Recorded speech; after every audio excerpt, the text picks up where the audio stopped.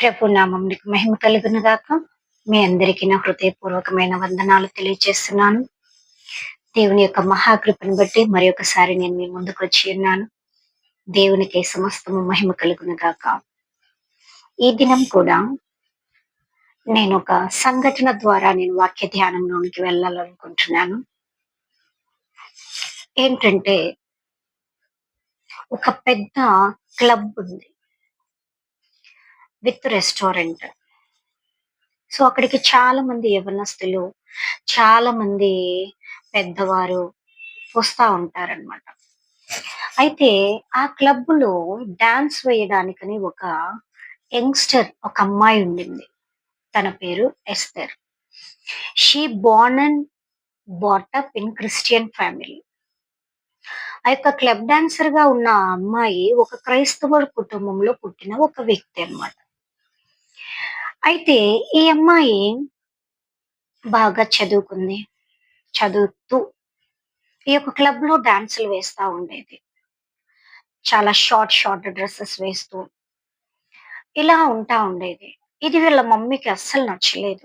చాలా సార్లు చెప్పింది, "బిడ్డ, మనకిది కరెక్ట్ కాదు."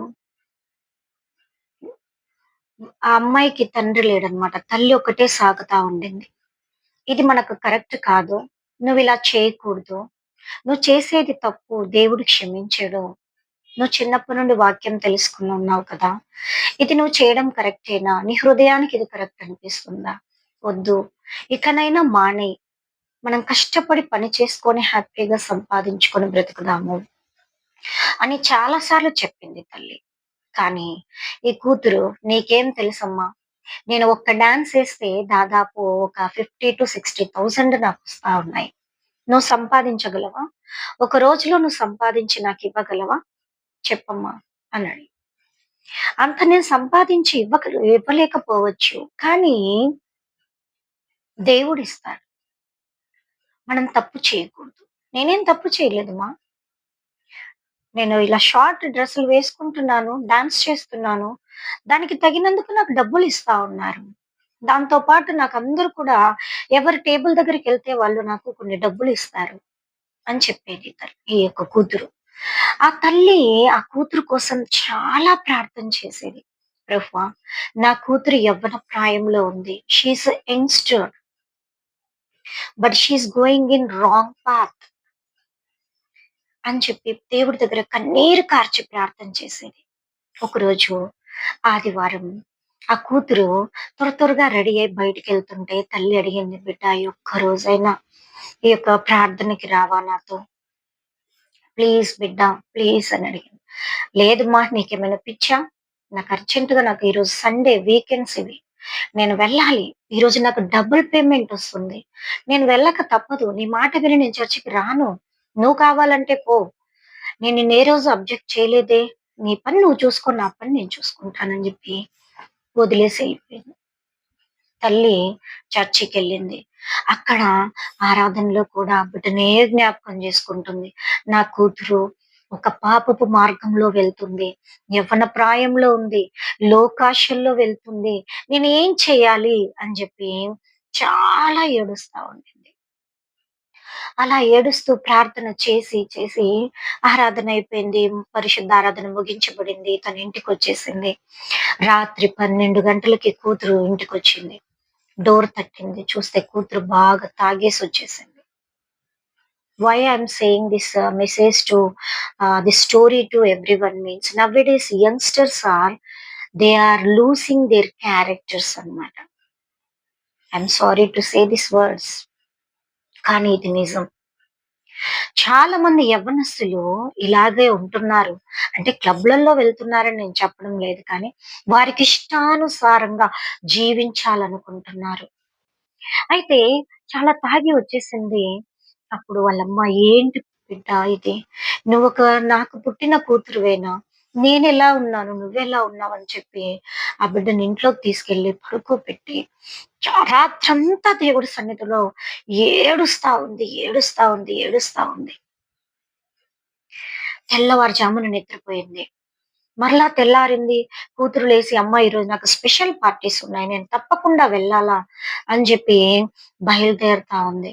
మరలా తల్లి అడ్డుపడి, "బిడ్డ ప్లీజ్ నువ్వు చాలా తాగొచ్చు. నువ్వు చేసేది తప్పు. దేవుడు నిన్ను వదిలిపెట్టడు" అని. "ఏం బెదిరిస్తున్నావమ్మ నన్ను? దేవుడికి అన్నీ తెలుసు" అని జెప్పేసి వెళ్ళిపోయింది. వెళ్ళిపోయి మరలా షార్ట్ డ్రెసెస్ యేసుకొని డాన్స్‌లేస్తూ టేబుల్ దగ్గరికెళ్తా ఉంటే వారందరూ కొంత డబ్బులిస్తా ఉన్నారు. ఇస్తా ఉంటే ఈమె తీసుకుంటూ డాన్స్ చేస్తూ ఒక టేబుల్ దగ్గరికెళ్ళింది. అక్కడ కూర్చునింది. కు కూర్చోవడం in the sense she went అనమాట అక్కడికెళ్ళింది. అక్కడ ఒక తెల్లని వస్త్రాలేసుకున్న ఒకతను బైబిల్ పట్టుకొని ఆ టేబుల్ దగ్గర ఒక్కడే కూర్చున్నాడు. ఆయన కూర్చొని ఈ యంగ్‌స్టర్ వెళ్ళిన వెంటనే, "బిడ్డ యేసయ్య నిన్ను ప్రేమిస్తున్నాడు. ఇంకా యేసయ్యకి ఎంత దూరం నువ్వు వెళ్తావు? ఇంక నువ్వు యేసయ్య దగ్గరికి రావా? దేవుడు నిన్ను తీర్పులోనికి తెస్తాడు గుర్తుపెట్టుకో. నువ్వు చేసే ప్రతి దానికి నిన్ను లెక్కడుగుతాడు. నీ తల్లి నీ కొరకు కన్నీరు కారుస్తుంది, ప్రార్థన చేస్తుంది. కానీ నువ్వు ఇష్టానుసారంగా బ్రతుకుతా ఉన్నావు.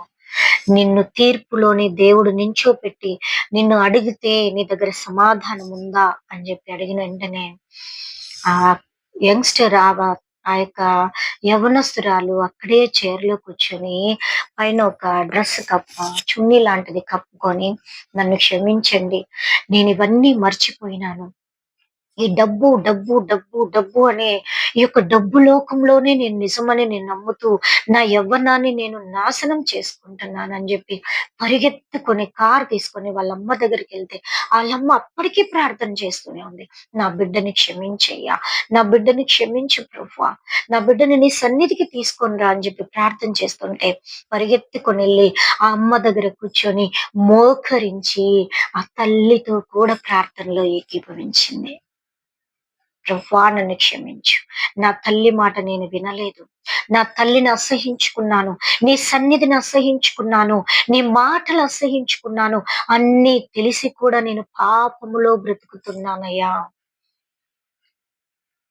నేను ఈ లోకపు పాపములో నా కళ్ళు మూయబడిపోయినాయి. నేనెన్ని సార్లు నీ సన్నిధికి రమ్మని మా అమ్మ చెప్పినా, ఆమెను అసహించుకొని, ఆమె మాటలు త్రోసేసి మరి నేను వెళ్ళిపోయి డాన్సులు చేస్తూ ఉన్నాను. అవును. నేనిలా బ్రతుకుతున్నాను. నన్ను క్షమించయ్యా. నీ రక్తంతో నన్ను కడుగు ప్రభా. నన్ను పవిత్రురాలుగా మార్చు అని జెప్పినప్పుడు, అలాగ ప్రార్థనలో ఉన్నప్పుడు తల్లికి ఆ మాటలన్నీ వినబడతా ఉన్నాయి. తల్లి సంతోషముతో నా కూతురొచ్చింది దేవుని సన్నిధికని. ఆ బిడ్డ, తల్లి ఇద్దరూ కన్నీరు కార్చి ఆ రోజు నుండి ప్రార్థనలో ఏకీభవించినారు. మరలా ఆ యవ్వనస్తురాలు మరలా ఆ రెస్టారెంట్‌లకి, క్లబ్బులకి వెళ్తూ డాన్స్ చేసినట్లుగా మరలా ఆ తల్లి చూసుండలేదు. చాలా పవిత్రంగా బ్రతికింది. ఆమెలాగా నశించిపోతున్న అనేక మంది యవ్వనస్తులను దేవుని సన్నిధికి నడిపించింది. నేనెందుకు ఇది చెప్తున్నానంటే, బైబిల్‌లో ఒక మాటుంది యవ్వనస్తుల గురించి చూద్దాం. ప్రసంగి గ్రంథము ఇ 11 అధ్యాయము 9 వచనం మొత్తం చదువుకుందాం. "యవ్వనుడా నీ యవ్వనమందు సంతోషపడుము. నీ యవ్వన కాలమందు నీ హృదయము సంతుష్టిగా ఉండనిమ్ము. నీ కోరిక చెప్పినను నీ దృష్టి యొక్క ఇష్టము చొప్పునను ప్రవర్తింపుము. అయితే వీటన్నిటిని బట్టి దీ దేవుడు నిన్ను తీర్పులోనికి తెచ్చునని జ్ఞాపకముంచుకొనుము." హల్లెలూయా! హల్లెలూయా! ఇక్కడంటున్నాడు, "యవ్వనుడా నీ యవ్వనమందు సంతోషించు. నీ యవ్వనమందు నువ్వు నీ కోరిక చొప్పున నువ్వు ఎలా కావాలంటావో అలాగ బ్రతుకు. But there is a time for everything. There is a one day to stand in the judgment. We should be accountable to God for each and every work." దేవుడు ప్రతి దానికి లెక్కడగబోతున్నాడు. న్యాయ తీర్పులో నీవు నేను నిలబడబోతున్నాను. యవ్వనస్తులం తల్లిదండ్రులు చెప్పిన మాటను మనం కాదనుకొని ఇష్టానుసారంగా లోకములో బ్రతికితే దేవుడు అంటున్నాడు, నీకు లెక్క ఉన్నదని నువ్వు మరిచిపోవద్దు. మరచిపోవద్దు. వీటన్నిటిని బట్టి దేవుడు నిన్ను తీర్పులోనికి తెచ్చునని జ్ఞాపకముంచుకొనుము. హల్లెలూయా! హల్లెలూయా! ఆ యవ్వనస్తురాలు తన యవ్వన జీవితాన్ని చాలా కాలము ఆ క్లబ్బులో డాన్సులు చేస్తూ డబ్బు, డబ్బు, డబ్బు అని అలాగా బ్రతుకుతా వచ్చింది. తల్లి తన కొరకు ప్రార్థన చేస్తూనే వచ్చింది. ఒకరోజు ఆమెతో యేసయ్య మాట్లాడినాడు. ఎవరో తెల్లని వస్త్రాలేసుకున్న వ్యక్తి. అతనెవరనేది అప్పటి వరకు కూడా ఆమెకు తెలీదు. ఆయన మాటలు విని, తన తప్పు తాను తెలుసుకొని, తను చేస్తున్న పాపమేంటో తను గ్రహించి, పరిగెత్తుకొని ఇంటికెళ్ళి తన తల్లితో ప్రార్థనలో ఏకీభవించింది. యెస్. అప్పుడు ఆ తెల్లని వస్త్రాలేసుకున్న వ్యక్తి చెప్పినాడు ఆమెకి, "నిన్ను దేవుడు తీర్పులోనికి తెస్తాడు. దేవుడు నిన్ను లెక్కడగతాడు బిడ్డ. అప్పుడు నువ్వు ఏమి సమాధానం చెప్తావు?" యెస్. ఇక్కడ అంటున్నాడు, "యవ్వనుడా, నీ యవ్వనమందు సంతోషించు. హ్యాపీగా తిరుగు. నువ్వు ఏమైనా చేసుకో. బట్ ఒకరోజు దేవుడు నిన్ను తీర్పులోనికి తెస్తాడు. పేరు పెట్టి అడుగుతాడు. బిడ్డా, నేను నీకింత కాలం జీవితాన్నిచ్చినాను. ఇంత ఆయుష్షునిచ్చినాను. నువ్వు నా కొరకు ఏం చేశావు? నువ్వు ఎలా బ్రతికావు? సమాజంలో ఎలా ఉన్నావు? పాపములో బ్రతికావా? దోషములో బ్రతికావా? అక్రమంలో బ్రతికావా? అవినీతిలో బ్రతికావా? ఎలా ఉన్నావని దేవుడు లెక్కడగతాడు. నిన్ను, నన్ను ఒకరోజు దేవుడు తన న్యాయ తీర్పులో నిలబెడతాడు. ఆ తీర్పులో నేను దేవునికి సమాధానము చెప్పాలంటే, దేవుడు మనకిచ్చిన జీవితములో మనము పరిశుద్ధంగా జీవించడం నేర్చుకోవాలి. ఎలాంటి సర్కమ్‌స్టాన్సెస్ మనం చుట్టూ ఉన్నా, need not to worry of anything. మనం పరిశుద్ధంగా బ్రతకాలి. చూడండి, ఒక తామర పువ్వు బురద నీళ్ళలో ఉంటుందది. బురదలోనే ఉంటది. ఆ బురదంతా చూసినప్పుడు అసహ్యంగా అనిపిస్తది. కానీ ఆ బురద నీళ్ళలో తామర పువ్వు ఒక అందంగా, బ్యూటిఫుల్‌గా అది మన కళ్ళకి కనిపిస్తుంది. చూడండి, దాని మీద ఆకుల మీద కూడా ఆ బురద నీరే కానీ, ఏ నీరు దాని మీదొచ్చినా సర్రన దిగి పడిపోతాయి. ఆ బురద అంటకుండా అది అందంగా ఉంటుంది. We are also same.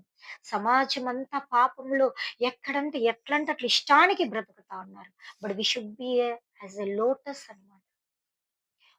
మురికిలో మనం ఉన్నా కూడా మనం ఎట్లా ఉండాలా?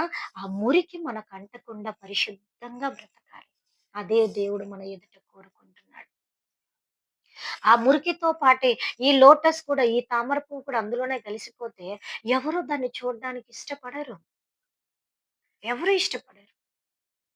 కానీ ఆ బురదలో ఉన్న ఆ యొక్క పాచిలో ఇక్కడ ఉన్నా కూడా అది చూడడానికి కనులకి బ్యూటిఫుల్‌గా, అమేజింగ్‌గా, ఔసమ్‌గా కనిపిస్తా ఉంటది.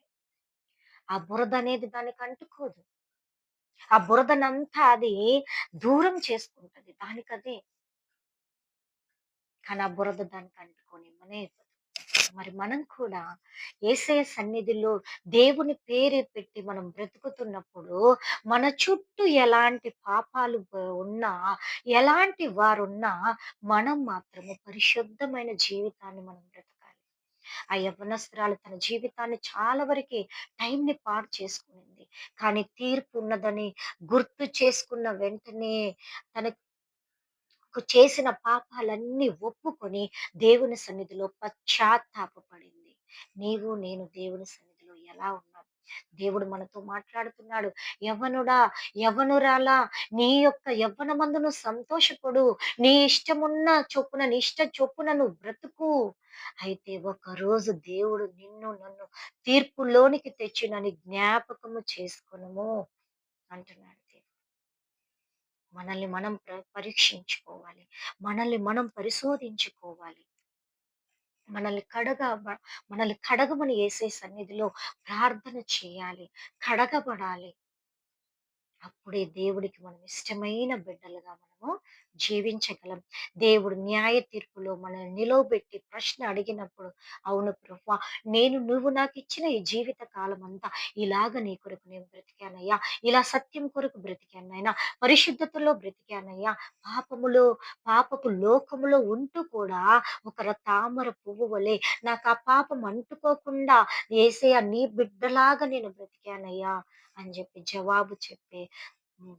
ఒక యోగ్యతను మనం సంపాదించుకోవాలి. దేవుడు అంటున్నాడు, వీటన్నిటిని బట్టి దేవుడు నిన్ను తీర్పులోనికి తెచ్చునని జ్ఞాపకము చేసుకొనుము. హల్లెలూయా! ప్రార్థన చేసుకుందాం. మహోన్నతుడా, జీవాధిపతి యేసయ్యా, మీకు వందనాలు. తండ్రి, ఈ యొక్క సమయమందు మీరు మాట్లాడిన ప్రతి మాట కొరకు వందనాలు. అవును తండ్రి, యవ్వనుడా నీ యవ్వనమందు సంతోషించుము. నీకిష్టమైన క్రియ చొప్పున నీవు జరిగించుము. వీటన్నిటిని బట్టి దేవుడు నిన్ను తీర్పులోనికి తెచ్చునని జ్ఞాపకము చేసుకొనుమని. అవును ప్రభా, నేనెలాగున్నానయ్యా? నీవు నాకు ఈ జీవిత కాలాన్నిచ్చావు. ఈ జీవిత కాలములో నేను పాపములో బ్రతకనైనా ఒక తామర పువ్వు వలె పాపము నాకు అంటుకోకుండా నేను బ్రతుకున్నట్లుగా కృప చూపండి. ఆశీర్వదించండి. ఆ యవ్వనస్తురాలు పాపములో బ్రతికింది. అయితే తన తప్పు తెలుసుకొని నీ సన్నిధిలో పశ్చాత్తాపపడింది ప్రభా. అలాగ నాయనా, ఎన్నో మంది యవ్వనురాళ్ళు, యవ్వనస్తులు నశించిపోతున్నారు ప్రభా. అట్టి వారందరిని మీరు దర్శించండి నాయనా. అయ్యా, వారు నా తండ్రి మీ యొక్క తీర్పు దినమున్నదని వారు గ్రహించినట్లుగా వారి ఆత్మీయ మనోనేత్రాలు మీరు తెరవమని ప్రార్థిస్తున్నాం. మీరే దీవించండి. వాక్యాన్ని మాలో నీరు కట్టి ఫలింపచేయండి. ముప్పదంతలు, అరవదంతలు, నూరంతలుగా ఆశీర్వదించి దీవించుమని యేసు నామములో ప్రార్థించడి వేడుకుంటున్నాం తండ్రి. ఆమేన్. దేవుడి యొక్క వాక్యమును ఆశీర్వదించి దీవించునుగాక. ఆమేన్. అందరికీ వందనాలు.